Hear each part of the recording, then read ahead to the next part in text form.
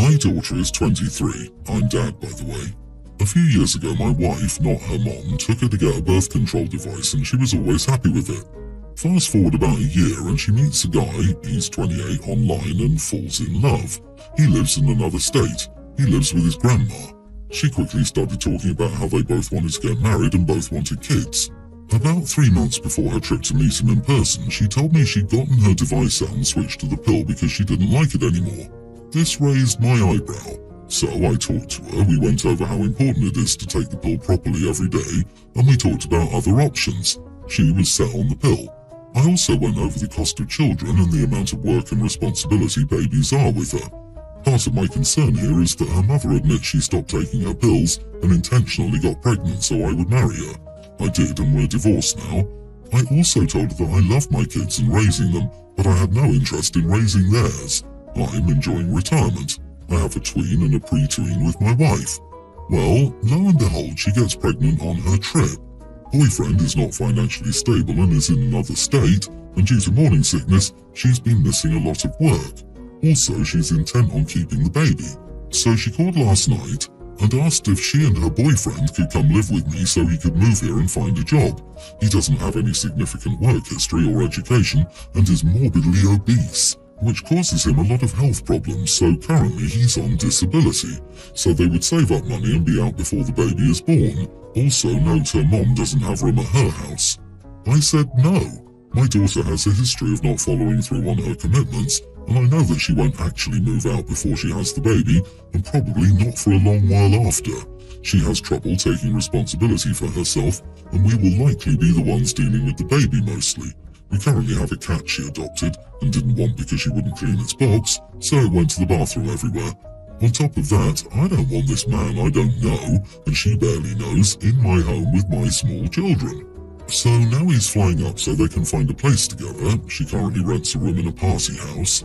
I told her I would help her with the deposit and first month's rent, but if they want to play house and be a happy little family, I wasn't going to fund it, so don't expect me to pay when they can't. Now she's upset with me. Her mom has chewed me up one side and down the other for not supporting her. Am I the idiot? Not the idiot. It seems like she planned this pregnancy and is now seeing the reality of her situation. I think you're correct. If you let them move in, they'll never move out. I'll caution you though, if she moves close to you, be prepared to be expected to be the free childcare. Her boyfriend will most likely not work because then he won't qualify for disability, but I doubt he'll be taking care of the baby either. I think offering a deposit and the first month's rent is a generous compromise. Very generous. She thinks she's adult enough to have a baby with this guy. She can find a way to pay her bills with the stranger danger. Asking for her in stranger danger to move in is a total low. Her mom should step up and offer the couch since she's complaining about the compromise. Should make it the baby gift though. Yes, mom can take them in, pay for 2 eating adults and take care of the baby. In addition, your kids, your current wife and the cat don't need a morbidly obese unemployed stranger and unemployed pregnant woman disrupting your peace. What exactly did she see in this guy? What on earth could he have offered her in life that she would decide to get off birth control and have his baby? It sounds like she purposely got pregnant to start a life with a loser. She's very irresponsible. You're right, it's best you don't enable her because you'll end up raising their child and supporting a stranger who shouldn't even be in your home and her forever. It's going to be a rude awakening for her to discover what it's like to run your household while raising a baby and the father is on benefits. But she chose this. She chose this. My daughter's preschool hired a new teacher and teacher's aide, early 20s female, earlier this year. My daughter adores this teacher and my wife, who is also a teacher, speaks highly of her. However, we just had a baby, so I've been taking care of drop-off and pick-up lately, and I've been able to form my own opinion of this teacher. In my opinion, she messes with the kids too much. These are all the examples that I've seen. We got every teacher a box of chocolates for Christmas from a small shop near the school. The shop wrapped the boxes, and they had the shop's name on the wrapping paper, so everyone knows what it is by looking at it. My daughter yelled, "We got you chocolate," and the teacher said, "Abby, it was supposed to be a surprise." She still hugged my daughter and thanked her, but I felt the remark was unnecessary. Another time, I picked my daughter up towards the end of snack time. My daughter came up to the teacher and asked for more snacks. The teacher said, Abby, you already ate all of our snacks. If I give you more, we won't have anything to eat tomorrow. You're about to go home and have dinner anyways. In my opinion, the first two sentences were very unnecessary. This last one just happened on Friday. Pickup ends at 4:30 and I'm guessing the teacher leaves at 4:45.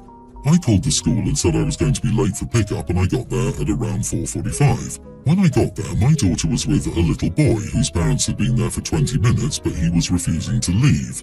My daughter was getting her stuff and I saw the teacher give the boy a spray bottle, a rag and gloves and say, "Jack, if you want to stay, you're going to have to clean the tables and then vacuum. I have to go home and your mom can't wait forever." She went to the closet, got her stuff, and started walking to the door. His mom also started to walk away. The little boy dropped the cleaning supplies, started crying, and ran for his mom when the teacher reached the door and his mom was out of sight. In my opinion, there had to have been a better way to get him to go than scaring the crap out of him. I get that she's joking, but these kids are preschoolers and don't get it. My daughter has never admitted to this teacher making her upset, but I still don't like how she talks to my daughter or the other kids. My wife and I were talking about the school and I said that I wanted to talk to the teacher about being nicer to my daughter and the other kids. My wife rolled her eyes at me and said that I'm starting to sound like a certain parent at her school that she and the other teachers can't stand, and that if I insist that everyone coddles our daughter, then she's going to have a hard time when she's older. Am I the idiot for not liking the teacher and wanting her to be nicer? Wow, so this teacher, an expert childcare provider, is helping guide children to be good little humans who have empathy towards others, making sure to save snacks for everyone else for the next day, and be helpful. What a monster! Tell me you have yet to learn how to parent and age-appropriately guide your own child without telling me you don't know how to parent and guide your own child. I'd say you are the idiot, but you probably asked me to be nicer about it. You are the idiot, man. And it's clear that your wife does the bulk of the childcare. You wouldn't even know anything about this teacher if your wife hadn't been occupied with the birth of your new baby. Why don't you stop and think about that for a while? Really, this teacher sounds wonderful.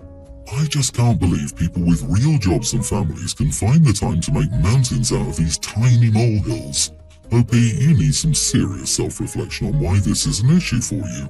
Heaven forbid a teacher use age-appropriate logic and explain consequences to your child. And I thought I was an overprotective parent. Jeez. 2 of my children still live with me at home. Neither one decided to go to college and both have crappy minimum wage jobs. They have an inheritance from their grandparents that they will get when they're 25. It's enough to live off if you live frugally for your entire life, but it seems like a lot of money. Their older sister had just moved out after graduating from college. She did the grocery shopping and cooking for the house. I gave her money and she took care of it. I tried this with the middle kid the first week after his sister moved out. He and his brother spent all the money on delivery in 2 days. I didn't give them more money, so they had to spend their own. They were angry, so now I buy the basics. Pasta, bread, eggs, cheese, that sort of thing. And I only cook for myself. My ex-wife, my daughter and I have all tried to teach them to cook. They refuse. So they've had to cut back on their expenses because I won't buy ready-to-eat meals, delivery or food prep. My ex moved to Wisconsin and my kids know better than to say they want to go live with her. They like Texas winters just fine after experiencing just one up north. They talked to me the other day about food again. They said I'm being cheap by not providing them with better food options. It was Saturday, so I went into the fridge and pulled out some chicken thighs I'd been defrosting. In an hour, I had butter chicken and broccoli with bread for our lunch. I told them that I wasn't going to make any changes to how things ran in my house.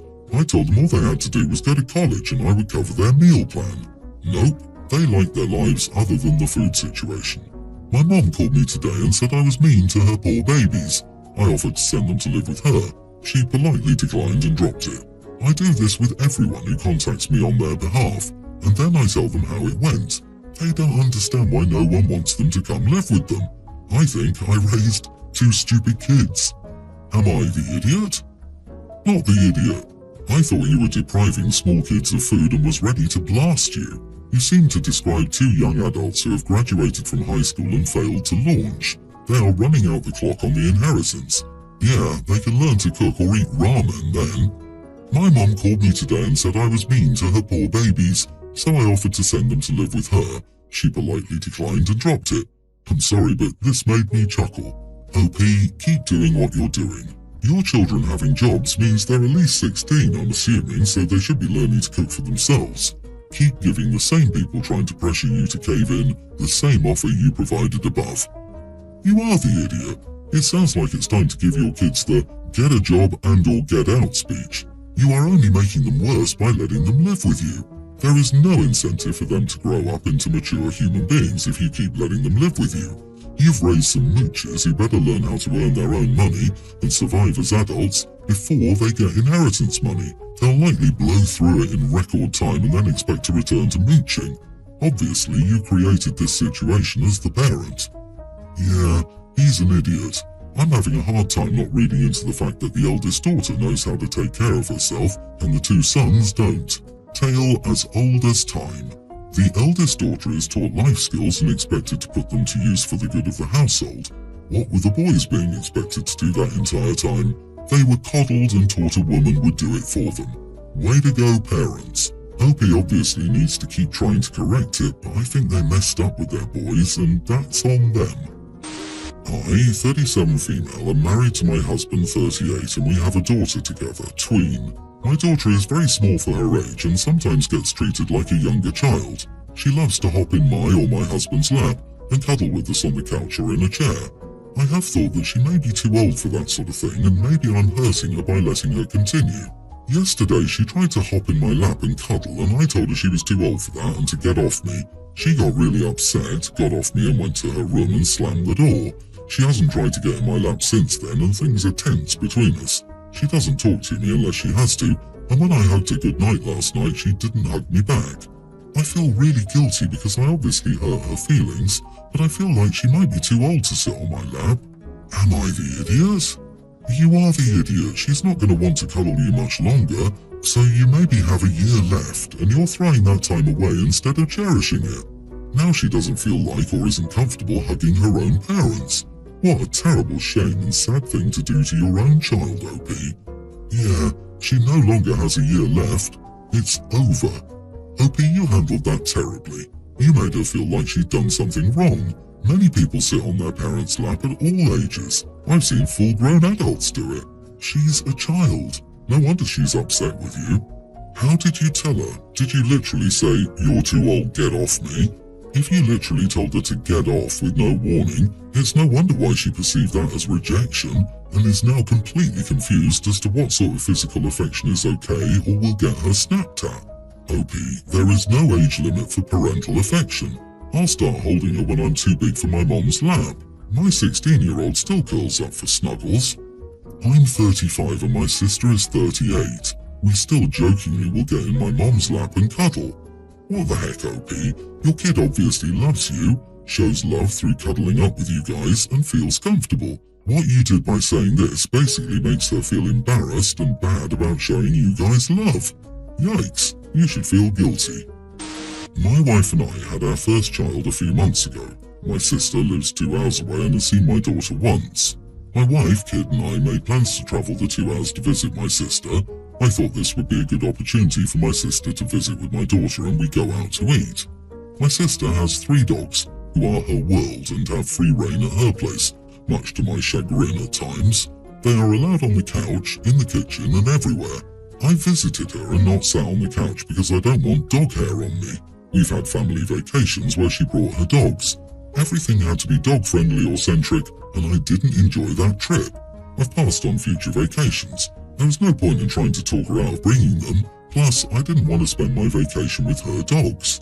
When we arrived, I knocked, heard the barking, and told my wife to hold off bringing my daughter inside until I knew the dogs were in another room. Sister opens the door, greets me and says, "Come inside." I asked whether she minded putting the dogs in another room. She pauses, goes, "Absolutely not," and looks baffled that I'd even request that. I told her that I wasn't ready for my daughter to be around 3 dogs. It's only for about an hour, then we're going to lunch. After a bit of back and forth, she obviously won't put the dogs away. I just say, "Alright, I'm gonna head home." I help my wife put my daughter in the car and start to leave. The whole time my sister was flipping out, saying, "What the heck?" She says she didn't even get to see her niece, says I'm an idiot, etc. So after 5 minutes at my sister's house, we drove the 2 hours back home. I had 24 texts and phone calls from her that I didn't acknowledge. So was I the idiot in this situation? You are the idiot. Why would you go to your sister's house if you don't like dogs? Of course the dogs have the run of the place. It's their place, not yours. Sure, your sister could have been more accommodating, but she didn't have to, and now you're ignoring her after you were so rude to her. It sounds as though your sister considers her dogs to be family. She clearly loves them and treats them well. She wants them to be comfortable in their home. That's their business and their home. You're absolutely allowed not to like dogs and not to want to be around them, but you don't get to dictate what someone does in their home. You get to do things however you want in your home, just as your sister gets to in her home. You are the idiot. Disagree. An infant's immune system is not developed. I can see him not wanting to bring a newborn into a hotbed of allergens. Also, a bit unsafe to introduce a newborn baby to 3 unfamiliar dogs with no newborn experience at all. I grew up with dogs, and whenever someone came over, baby or no baby, we put them in the yard, in the front room, or in one of the bedrooms until everyone was situated and comfortable with the dogs being introduced to the situation. What I don't understand is why OP never mentioned this to his sister before the 2-hour drive to her place, or just went ahead and met her for lunch at a safer place instead. If I were his wife, I'd be livid about the whole damn mess. So clearly, everyone's the idiot here. Yeah, what the heck is going on here? OP made a mistake by not sorting this out ahead of time, but the sister had a chance to see her niece and declined. I love dogs and cats and pigs and goats, but animals are dangerous. Being a parent is scary, and it doesn't sound like OP had reason to believe these animals had any history with infants. It sounds like both sides were wrong and there's some history here. Hopefully, being siblings is important enough for them to reconcile soon.